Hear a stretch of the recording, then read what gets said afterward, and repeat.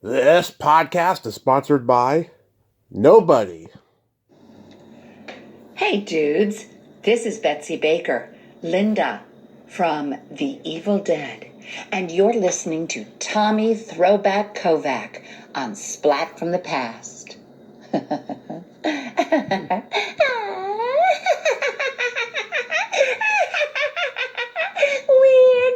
get you.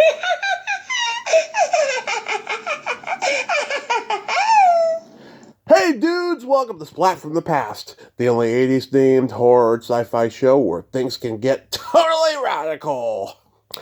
Now today I will be talking to Ted Wells. Ted played the manager Ron in the very underrated zombie cult classic Hard Rock Zombies, celebrating its 40th anniversary. He will be my third guest from it.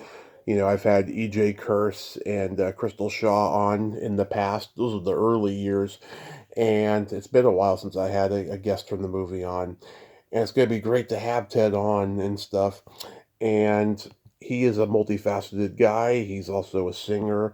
He's an inspirationalist. He has a really cool YouTube channel where he spreads inspiration to others. And man, he started making his own films when he was 9. I got to ask about that.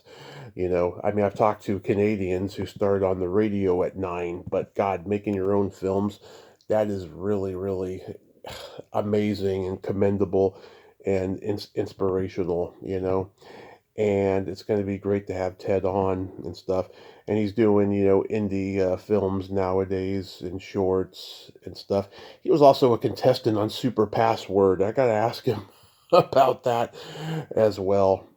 And this Halloween October has just been a blessing. It's been fantastic, and it's not over yet. Just 3.5 more days of these great interviews. So yeah, here is my interview with Ted Wells.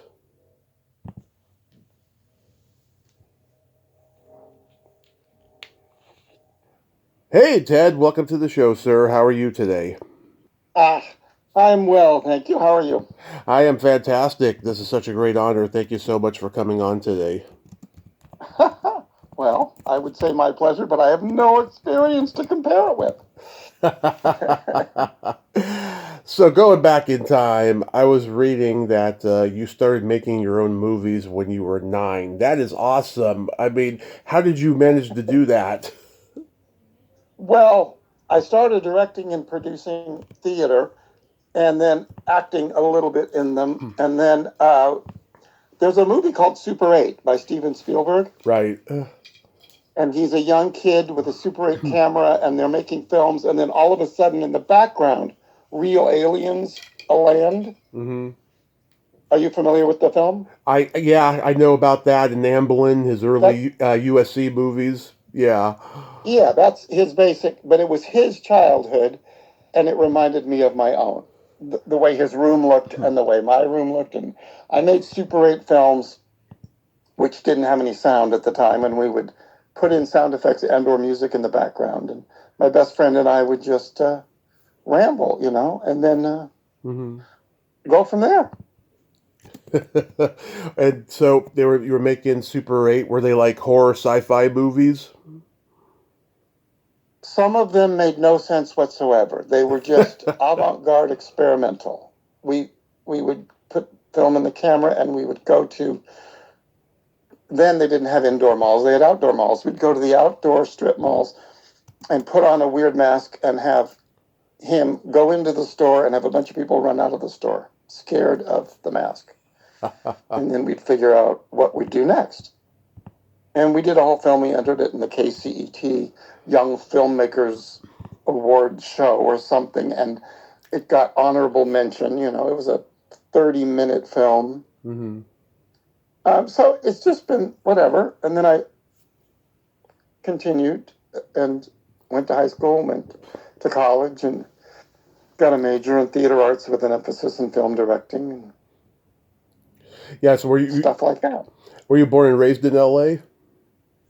Yeah, a suburb called La Cañada, Flintridge. Were your parents in the business? No. No, I come from a total legal family. My dad was a lawyer. Mm-hmm.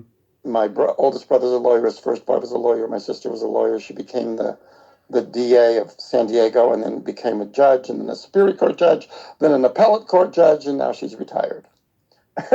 Oh yeah, I've heard of Ted Wells, the lawyer. So I figured There that is. I figured you He's had to. African American. I looked him up. I go, oh, Yeah, I'm famous, but no, that's not me. That is not I. yeah.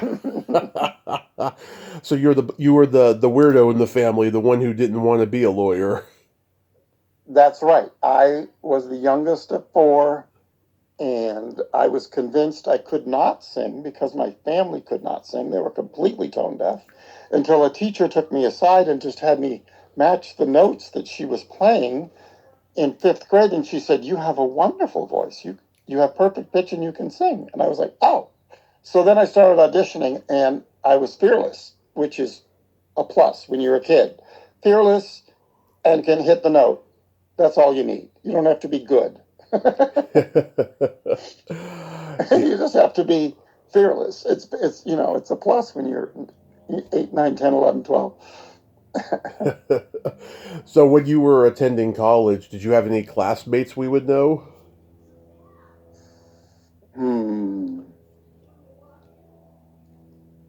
Anyone go on to be famous? Well, Maggie Reed, Margaret Reed, my best friend in college, Mm-hmm. is Maggie Reed, and she's in New York. She's done a ton of work, a ton of sitcoms. She teaches comedy. She updates her headshot. So she's a professional actress in New York. She's Nice. been on soaps. She's just worked a ton. Mm-hmm. That's awesome. Yeah, And so you were making films. Were you doing any theater or anything? mostly theater. Yeah, sure. I've been acting in plays since that's like I said. I loved musicals. I think the American musical is the highest art form ever invented. Yeah. And so I did a bunch of them, and I of course watched lots and lots of them. What Yeah. what plays have you done that stand out for you as some of your favorites? Well, I did a non-musical play when I was 12. Mm-hmm. And one of the ladies who I'd been in their musicals for in La Cañada, I guess they had been asking around because it's a play which turned into a movie called A Thousand Clowns with Jason Robards. And most people have never heard of it. But it was you know, what's the word? Anti-establishment play written by Herb Gardner. Mm-hmm. And it's 7 adults and one 12-year-old precocious genius boy. Mm-hmm. And that was good casting. And I went and I auditioned and I got the part. And Nick, the nephew of Murray, Nick and Murray go through this interesting experience in New York. And it's a great play. It's wonderfully written. And I was 12 and everyone else was an adult, so it was a weird experience, but I felt like an adult, and they Yeah. treated me like an adult. And we were doing the run, and my parents and my brother and his wife were in the audience, and when the play was over, the man behind my father said, "Well, if you ask me, that kid stole the show." And my father turned around and said, "I agree with you, sir. That was my son." Yeah. Were you being the only kid in the play? Were you at least supervised and well taken care of? Oh, yeah. They just treated me like an adult. It was even the notes and the acting and everything, there was no special consideration. It was, and I wasn't abused or, it was very well Yeah. treated. Because I've talked to actors when they were kids doing Broadway plays. They're the only kids or whatever, and they're just learning the worst behavior of adults. Lots of locker room talk and sex jokes, and then eventually Sure. drinking and stuff like that. Well, Yeah. right. You take the Coreys, That's, Yeah. the film industry and cocaine and all that. But no, this was clean and sober, and everyone was very nice, and nobody. Nice. Did you I have? didn't learn my debauchery from those people. Yeah. Did you have aspirations to go to Broadway? I thought about it. I had. You asked about if my parents were in the industry. I had like a governor on me my whole life. Um, Not only was I more intelligent, I don't know what else to say, but I was a bright child, and I was put in bright classes, and they offered to skip me multiple times, like 3 times. Could we please skip Ted a couple of grades? They wanted to go from kindergarten to like second grade. And my mom and my dad, and this also goes along with show business, my mom and my dad did not want me to feel abnormal. Mm-hmm. They always were steering me towards a more quote unquote normal life. And, Mm-hmm. because of what you've heard about the drugs and the growing up too soon and the Drew Right. Barrymore experience kind of thing, they didn't want me to do that, so they didn't encourage it. But even then, when I got out of college, I went, well, I'll go to Hollywood. I'm from LA. I'd much rather be in movies now than Mm-hmm. Broadway.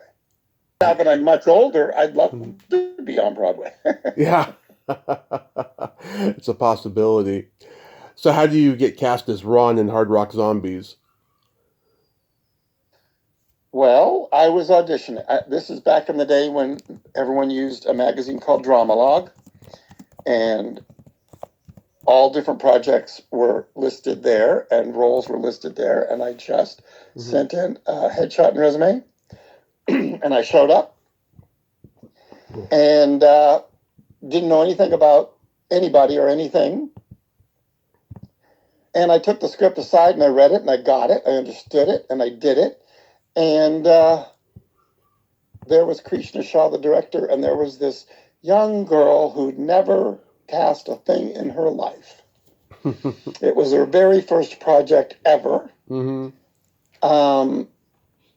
When I say young girl, she probably was my age, but her name turns out to be Allison Jones, Uh-huh. who is one of the biggest casting directors in Hollywood. She's one of the best casting directors. Mm-hmm. Parks and Rec and, The Office and 40-Year-Old Virgin and on and on and on and on. She's really a great casting director. But this was her first gig. And I did the monologue in front of them, and they laughed. Yeah. And they said, of all the people we've seen, you're the only one who understood it and got it and made it funny. And I went, oh, cool. So then they reached out to my agent, and we made a deal, and they said to me that there's a famous miscasting in The Graduate. I don't know if you know, but The Graduate was originally supposed to be a Robert Redford-looking kind of Oh yes. college student. That's a famous anecdote there. Yeah. Right, and they gave it to Dustin Hoffman because of his performance.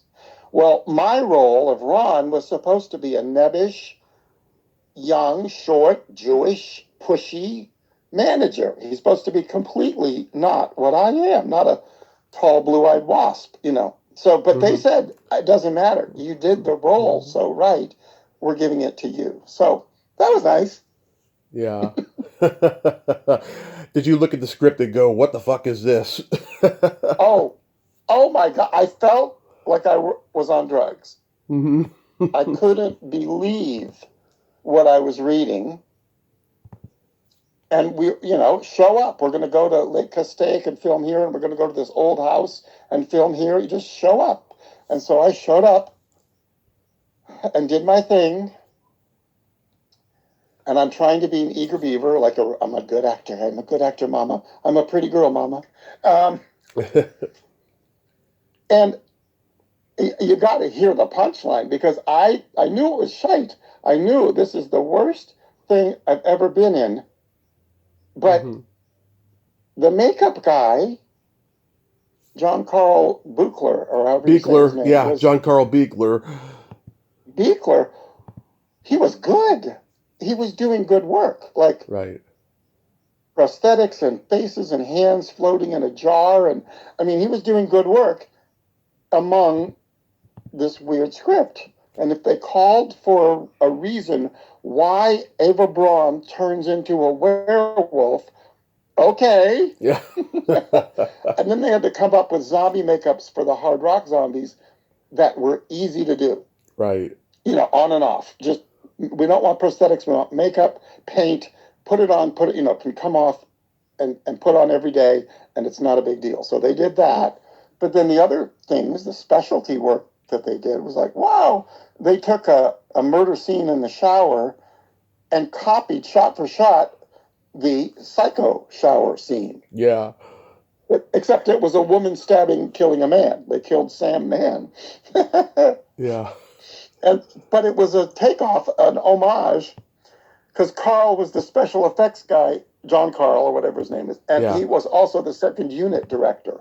So he was shooting things better than the first unit. Because we had a lot of freedom, because it was, freedom's just another word for nothing left to lose. It was like, and I learned this later, when you watch Indian films, the producer and the director, Shashi Patel and Krishna Shah, were Indian. Mm-hmm. And so in India, there was no such thing as a genre film. You throw everything in. So it's a Western musical spy thriller love story with comedic overtones. It's like curry. The Indians believe in putting a blend of spices. They throw everything into their movies. So I don't know what they were snorting or smoking, but if one of them had an idea, they said yes. They didn't say no. They said, yeah, throw it in, yeah. So we do the whole thing, and we have the premiere, and then, not until then, I'm so clueless, did I find out how and why this film came to be. Mm-hmm. They were making another movie called American Drive-In, and they needed a film to be playing on the drive-in screen that they didn't have to pay royalties for. Mm-hmm. Our film was never intended to be a film. Yeah. It was intended to be the background filmed on American Drive-In. Yeah. So they wanted salacious, extreme scenes of stabbing and nails going through throats and Nazis, and they didn't care whether it made sense. They didn't care whether there was a plot. Yeah. They wanted sensational horror movie scenes, so that American Drive-In, which is about kids trying to get laid inside cars and, going to the snack stand and arguing and leaving and breaking up and fighting, whatever that movie was about. Mm-hmm. My movie was never intended to be a movie. I didn't know that. Yeah. Somewhere along the way, they said, oh, let's flesh it out. Let's make it longer than, 70 minutes. Let's make it 102 minutes. Let's make it a full-length film. And we'll sell it separately. And then, oh, okay. So again, it was this stupid idea. So that makes sense why it's such a mishmash, and it doesn't matter.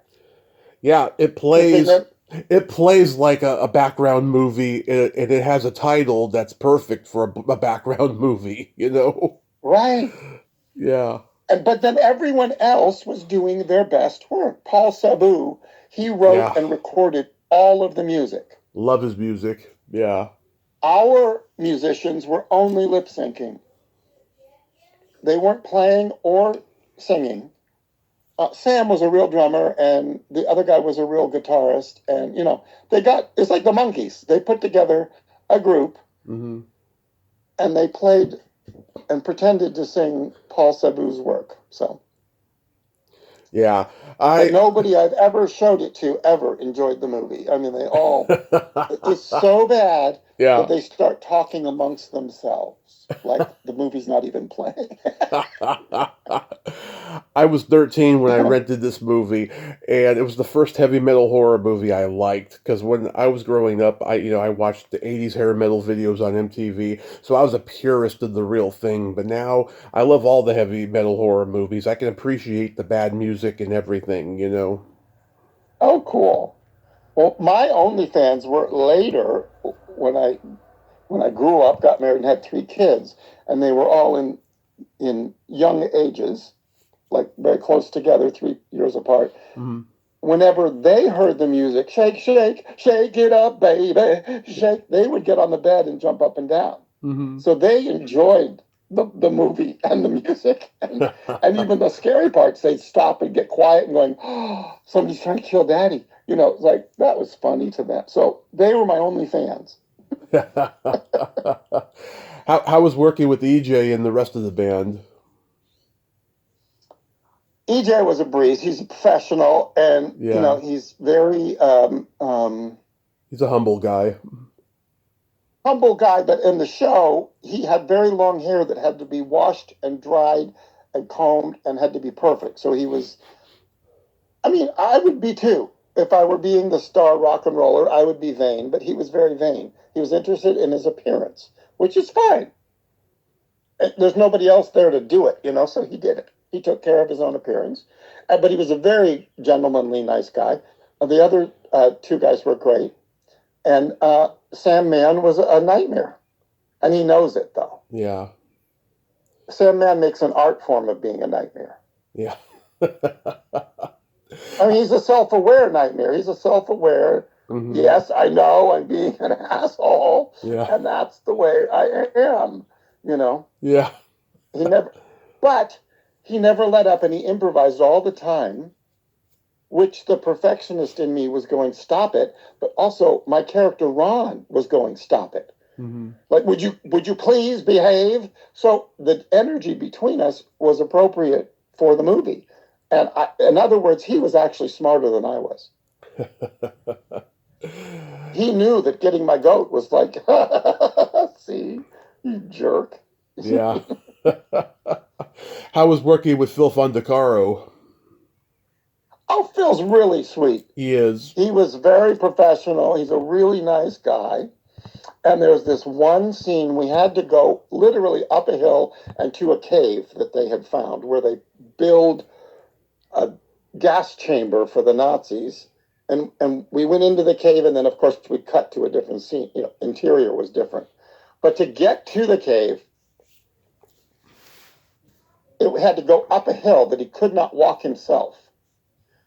So the guy playing Olaf, whoever was Olaf, I'm looking here, Vincent Albert Di Stefano. Yes. He really is 6'5".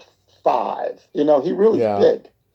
He put Phil on his shoulders because Phil is a little person. Mm-hmm. And Phil's never been up that high.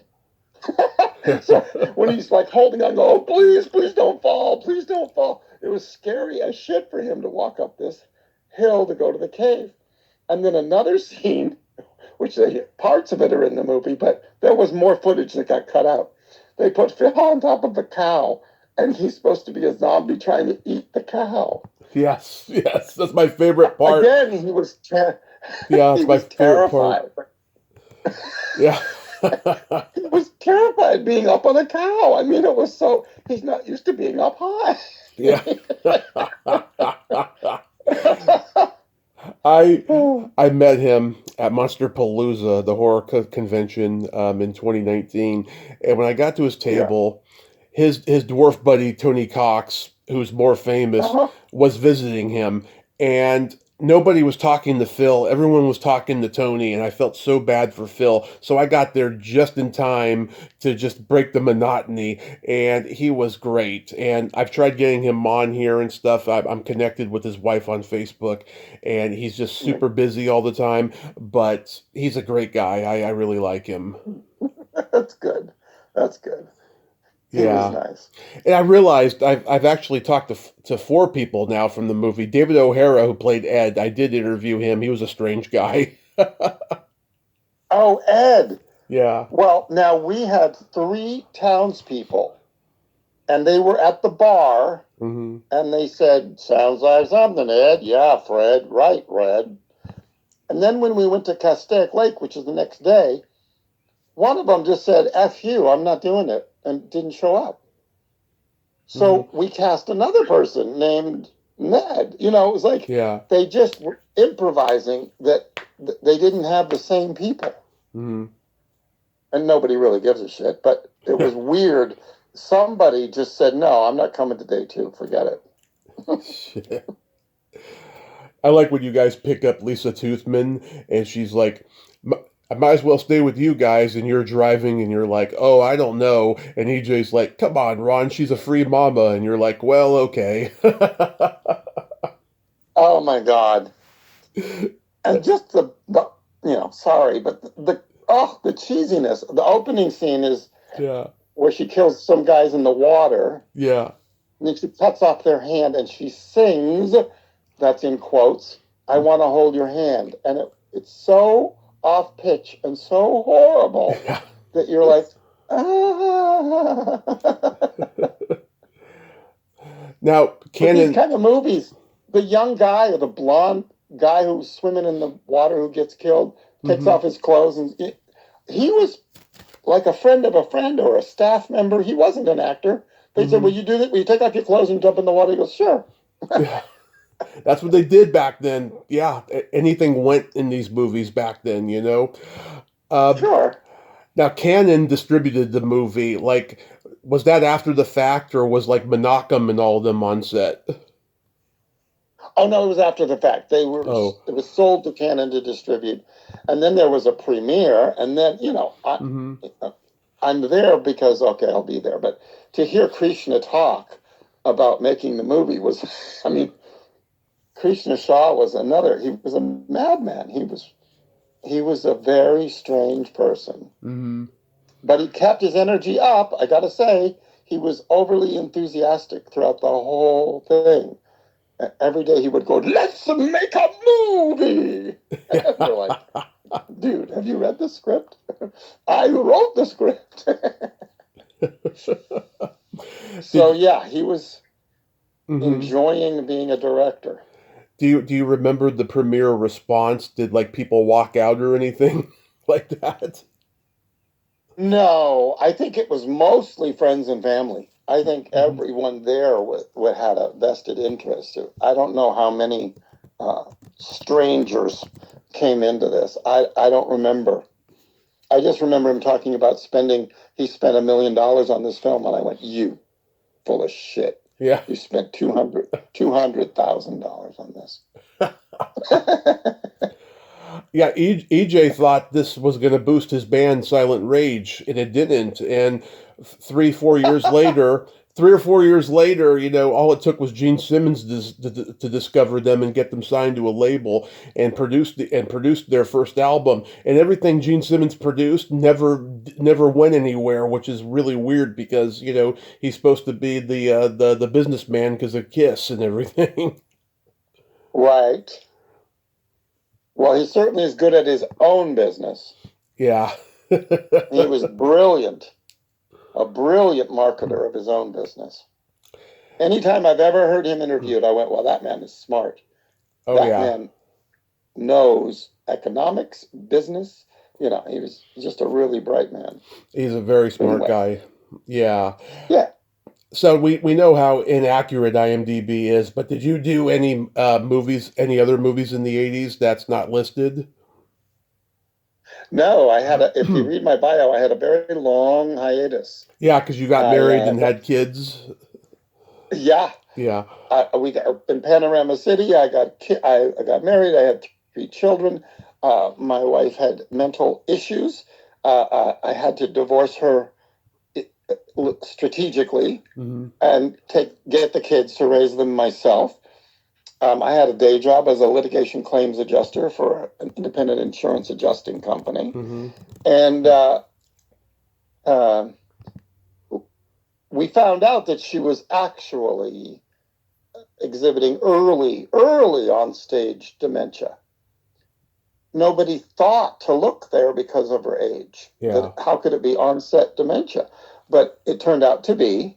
And so we legally made her impoverished, and her brother inherited all of their mother's money. Wow. And he put aside some money for her. So he was helping her at one point with room and board. And then when it finally got to the point where, no, she needs to be hospitalized, then I took over and I got her into a place and we took care of her. And she went to a memory care facility under the assisted living waiver program, and she eventually passed away. Wow. in the meantime, I got 3 adult kids now. God bless you, because God, that's not easy. That is just, oh man, just couldn't imagine that. So many people have situations like that. I hear about them all the time in documentaries. It's Right. it's crazy. Oh my God. Yeah. So you did no performing during those years at all, is what you're saying. Yes. Very weird that my a shift in personality was like, okay, I got to do what's necessary. Mm-hmm. And then I started to become an empty nester one by one. My oldest went away, got married. He's in Austin. Mm-hmm. In 1986, you were a contestant on Super Password. How was that experience? Oh, well, we're going into the game show era. Yeah. Actually, in 1982, I was a game show contestant on the $25,000 Pyramid Mm-hmm. with Dick Clark, and I won big. I won the $10,000 the first round, and then the $25,000 the second round. And at that time, you only got to keep the 25K. Mm-hmm. They subsequently changed the rule that I would have, and a year later, I would have been able to keep the 10 and the 25. Yeah. So I did that, and then I waited a while, and I studied deeply how to play Password, and I got on Super Password with Bert Convey, and I got the great honor of playing with Betty White, who is the queen of Password, because her late husband was the original host, Alan Ludden. Oh, yeah. And so I got to play with her, and I won $34,000 on Super Password. Then in 2004, I went on Hollywood Squares with Tom Bergeron, and I won just under $100,000 in cash and prizes. Wow. My dad and my stepmom were on The Price is Right back in 1999. I wish we had footage of it. I never got to see it, and I've looked for it on YouTube, and it's not there. I mean, you have to play dumb in order to get into a game show. I've heard. I've been turned down by so many trivia game shows. It's crazy, because I can't lie. I have to say I know that answer. Right. Well, I specifically, because everybody always says to me, because I did 3, and have you done any more? Everybody always says, well, do you want to go on another one, or do you want to go on Jeopardy? I said, no, Jeopardy is a knowledge game.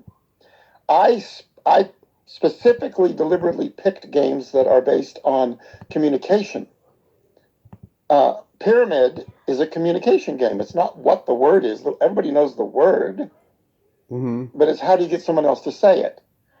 And the rules are different. The rules for Pyramid are you can say or do anything, just don't say the word. So you can pantomime, you can make a noun phrase, you can make an opposite, you can make a description, you can do anything. Now on Super Password, it's all condensation into a single word. How do you get the person to say the word with one word? One word at a time. And then the words build, but it's communication. It's not who was Marie Antoinette married to before Henry VIII. Yeah. I don't know. And then Hollywood Squares, I studied again and went, okay, it's tic-tac-toe. It's totally random. It's full of chance. But there is a vibration. If you get the celebrities Mm-hmm. in tune with you and in love with you, and you decide to be outrageous and funny and crazy, and I was being the most crazy, fun, enthusiastic I could possibly be, and it worked like a charm. Yeah. There was 4 times that I had to get the magic key to open up the box, and I opened up the box 4 times in a row. The 4th one was actually, did the car turn on or not? But I picked a key, sat in the car, and vroom, the car turned on. Yeah. So I won a 2004 Ford Thunderbird convertible. Nice. That's awesome. Nice. Yeah. So I love your YouTube videos. Are you going to go back to making more? It's interesting because I am now, if you see, I'm a silver fox. Mm-hmm. I stopped dyeing my hair. I have a handlebar mustache, and it's white. Those were all with a different look when I was, in my 50s. Mm-hmm. Um, and I did them all, and I kind of ran out. And I thought, I love words. That's why I picked that niche, because I personally love words and love derivations. And so I thought about going back, because, I know the opening. Hey, wake up, people. This is Ted here with another Word Wednesday. It's great to see all your smiling faces. This is the premier word origins and derivations channel. It isn't words you don't know or haven't used, but it's where does the word come from? So now we're into the phrase phase. So I thought I would do the derivation of phrases. Mm-hmm. Where does the phrase, I don't know, rule of thumb come from? Where does the phrase, I don't know. Yeah. So you're looking for idiomatic phrases, and then you give the derivation of how did they come up with that phrase. So I have thought about going back and doing it, but I don't know to what end. I did it a lot. I actually have like 154 in the can. Nice. Yeah, I love the word And definition ones. Those ones are pretty entertaining. I just love how you just explain them. You do it so passionately without a trace of irony. yes, and if you notice, I had a whole system, a system of sit down, the computer's in front of me, never talk while you're looking down. So grab the line, look up and say it. Grab the line, look up and say it. And then I cut. So I'm always looking at the camera. And then I'd go into the post phase. I'd go, okay, great. I got it in the can, the basic definition. Then I went and looked up images. If the word is parasite, you look up images and you get all these gross images. Mm-hmm. Then there was a song called Parasite, so I put the music behind the images. And then there was the movie Parasite, where the Koreans were laughing in Parasite. So my editing skills were what I enjoyed. I really enjoyed making the films. And then at first I started to say, oh, and one more thing. And there was no one more thing. Mm-hmm. It just cut to black, because I thought that was funny to say one more thing, and then there is nothing. But then I started putting a bumper, a button, something funny at the end of every one after I say, oh, and one more thing. And then there would be some joke, a comedian or a scene from The Big Bang Theory or, whatever. Yeah. And I would get away with most things without a copyright infringement. Every once in a while, they'd say that's copyrighted, you can't use that. And I'd go, oh, okay, whatever. Mm-hmm. I didn't care, because I'm not trying to, I never made a dime off of it, and I'm not trying to sell anything, and I don't care. So it was just for the fun of it. But as an editor, I enjoyed editing those together. Oh, absolutely. So do you enjoy making indie films and shorts nowadays since you've come back to it? I haven't directed or done anything as a filmmaker myself, but I've been acting Yeah. in a ton of verticals. And that's one reason why they're not really showing up on IMDb. Some are, but I've been in a lot of verticals recently. Yeah. Because the casting for my age group, it always says he's ruthless in business, but he loves his daughter. And so I've been the King of the Dragons. I've been the Wizard to the Werewolves. I've been a ton of, Grandpa George, who they give a birthday party to, and he disowns people. You are out of the will. They're also Chinese, translated into English. The scripts are horrible, but I make them better. I just say whatever I think it should be, and they never stop me. Yeah. I saw that you recently did a short called Fuck Me. Oh, yeah. I wish they had a different title. Yeah. It's really a nice movie.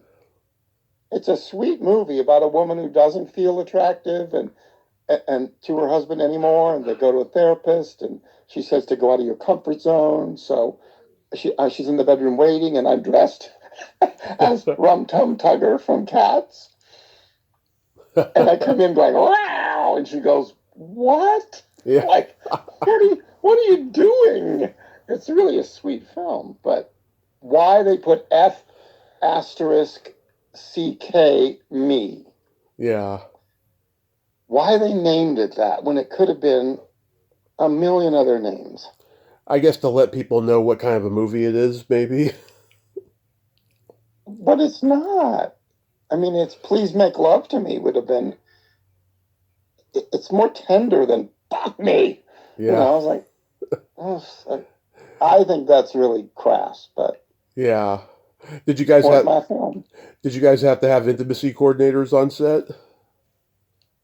No, Oh. fortunately, we went right into a hug and a kiss and just did it, and it was beautiful. And that is a new thing. They have stunt coordinators for everything and Yeah. intimacy coordinators for everything, and that's, I guess it's the Me Too movement. But no, I mean, I did it myself. I said, "Is this comfortable? Are you comfortable with this? Do you care?" You know, Yeah. I grew up in theater, and so a lot of times I'll be like, they'll go, I bring two options of clothing, and they go, "Wear the brown suit." I go, "Okay, cool." And I just strip right there and start getting dressed. And they're like, "You can go into that room, you know." And I'm like, "I've been in the theater since I was a kid, you know. Yeah. I'm used to undressing in front of people. It's like you're just going to see my underwear, and Yeah. you're not going to see everything at once because I'll put the shirt on, and then I'll take my pants off, and then I'll put my pants on." And there's people are so woke, Yes. so so overly sensitive. I'm like, Jesus. I went to UC. I went to 1 year and a quarter at Occidental College, which is down here in LA and Oh yeah. in Eagle Rock. Obama went Very nice there. college. Yeah. I know. Oh, you're very smart.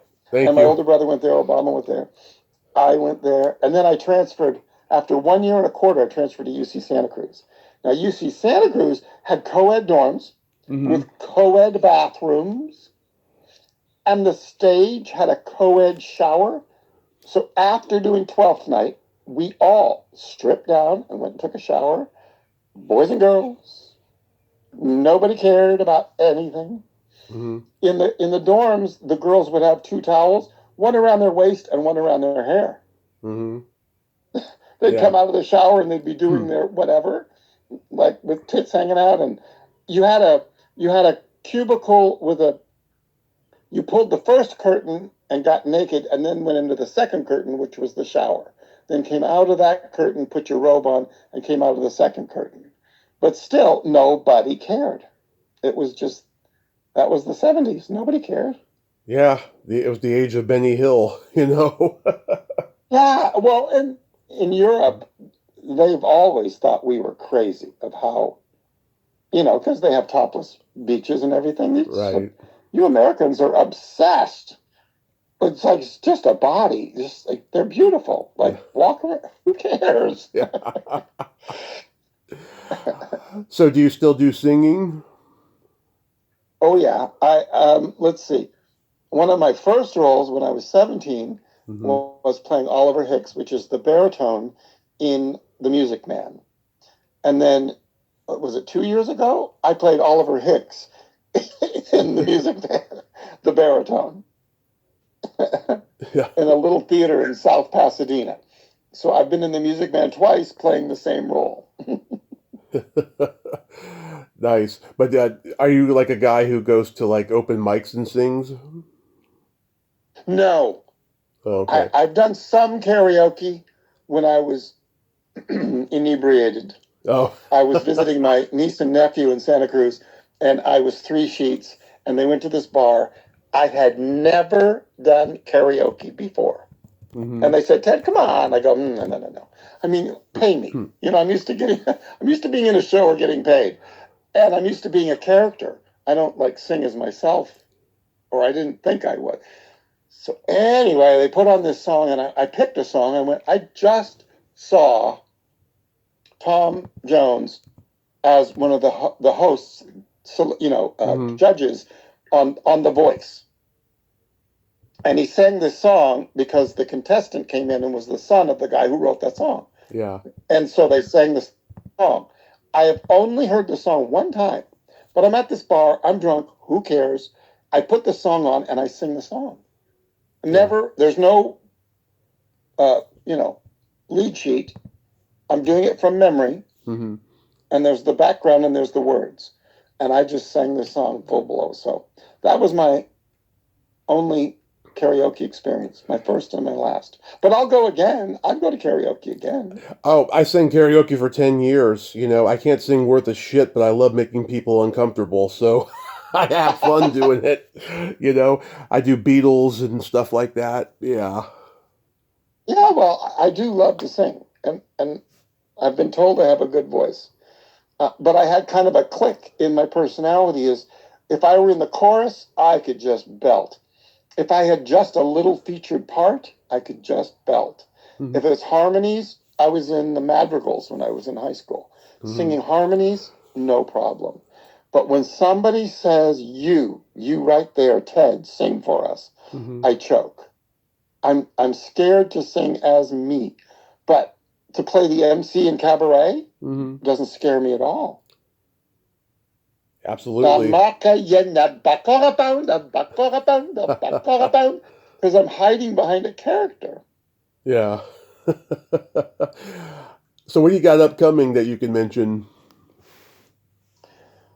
I just wrapped a film called For All Time, mm-hmm. which is a film about loss. Very good. I can't wait to see it. It's in editing. It's in post right now. Mm-hmm. And then I just did 2 self-tapes this morning, so I would love to get this one playing an homage to Arthur Conan Doyle. Yeah. I did do you know what RP is? Received pronunciation. Oh, wow. It's the true British accent as opposed to all the derivatives, Cockney, Liverpool, Manchester, right. Whatever. But the BBC speak RP, which is received pronunciation. And Sir Arthur Conan Doyle, of course, spoke received pronunciation. Wow. And I've done a number of plays where I got cast because Noel Coward plays because I can do a proper English accent. So. Mm-hmm. Yeah, you had mentioned that today there was a possibility that you were going to have an audition or something. I hope you get it. I hope you get it rescheduled and get it. Yeah, I got this one in the can, so that's an EcoCast, and I have another one I'm working on, which is a lot of meat, so I got to get it memorized. I'm going to shoot it when we hang up or maybe tomorrow morning, but it's a good one too. They want an emotional scene at the end where he's digging in the garden and his long-lost son comes up behind him and he turns around and sees his son and gives him a big hug. So I'm faking it there, but I got to get to the real place. Yeah. Where you see your long-lost son and give him a big hug. That is awesome, Ted. Well, I thank you so much for coming on today, and I hope you have a happy holiday season, and just be safe out there and keep on doing what you love doing. Well, thank you. This was a hoot. I didn't know what to expect, and I really appreciate you. So good luck with all your endeavor. My pleasure, sir. Thank you so much. Okay, bye. Bye-bye. Well, there you have it. Ted Wells, ain't he a character? Oh my God, he is just awesome. That was a great talk. I mean, he is the very definition of camp, as he described in his IMDb biography. When he says that he does everything with a touch of camp. Oh, he goes full camp. Don't kid yourself. He is awesome. I enjoyed that conversation, and wow, that was inspiring about everything he went through with his wife. That's just sad. Well, she's in a better place now, at least. Well, until next time, this is Tommy Throwback Kovac saying, there's no shame in living in the past, because the present sucks. Later, dudes!